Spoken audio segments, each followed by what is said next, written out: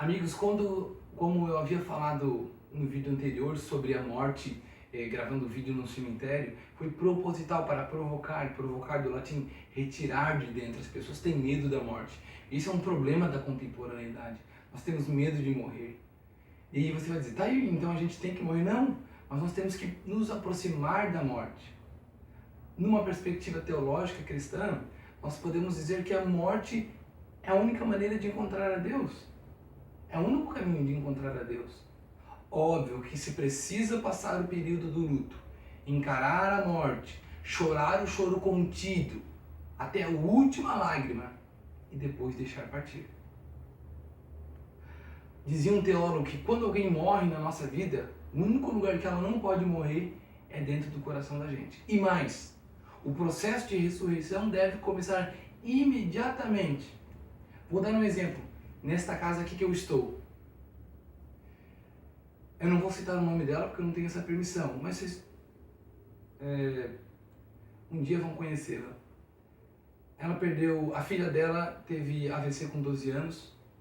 Ela teve que aprender a andar, a engatinhar, a andar, tudo. E toda a família se uniu. A morte havia se colocado sobre a vida deles.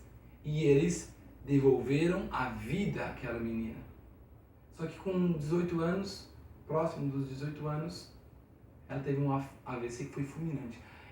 Óbvio que, em termos de ciência, o AVC na adolescência, na juventude, não é tão comum, mas acontece. Bom, olha como o processo de ressurreição dessa família começou rápido. Ela tinha uma família, ela tinha uma casa muito grande.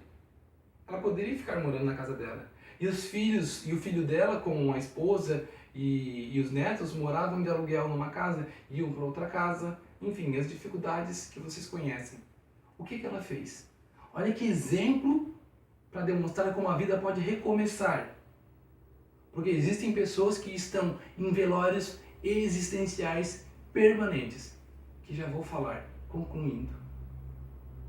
Bom, ela deu a casa para o filho, para a nora e para os netos, e fez no fundo desta casa uma casa pequenina.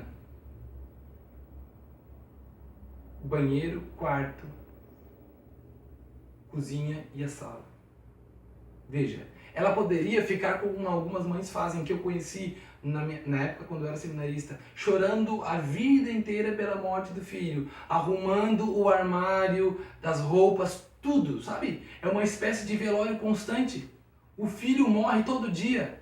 É um velório que você acorda todo dia e se depara diante dele. Deixa partir. Se você é ateu, você vai compreender que depois desta vida não existe nada. Não se prenda então ao sofrimento. O futuro lhe permitirá redimir aquilo que a morte lhe tirou. E isso é interessante, porque muitas pessoas têm que tomar cuidado com a coletividade e a individualidade perante a morte. Isso eu conheci, e vou falar porque ela não vai assistir isso, a minha mãe.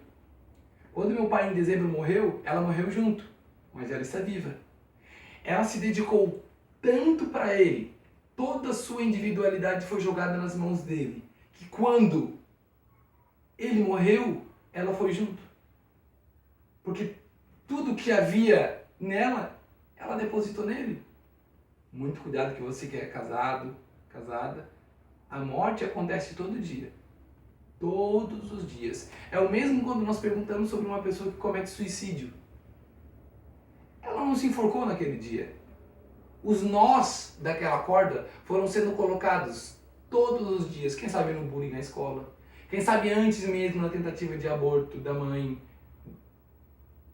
Aquele nó, o último nó, foi só uma gota d'água num copo que estava pronto para esparramar. Então eu convido você a se aproximar da morte, seja através dos textos de filosofia, seja nessa perspectiva. Eu gosto de Richard Hort. Quanto mais abrir seu leque de possibilidades diante dos livros, diante dos intelectuais, e ele intelectual não ser melhor que alguém, mas alguém que lê livros para poder entender a realidade melhor.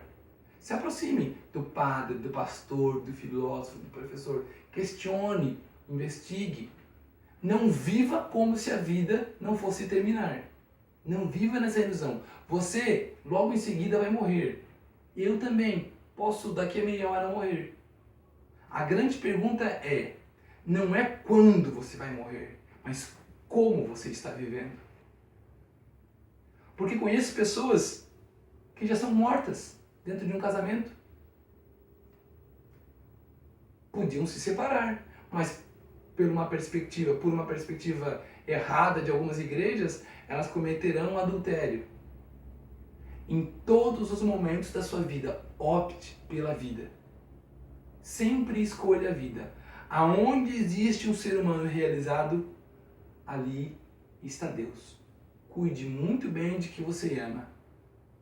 E aí termino com um trecho de um poema que eu já gravei, mas adoro muito, do Fernando Pessoa, que coloca esse personagem chamado Alberto Caeiro. Ele diz assim: sinto uma alegria enorme ao pensar que a minha morte não tem importância nenhuma. E aí ele termina dizendo: o que for, quando for, é o que será o que é.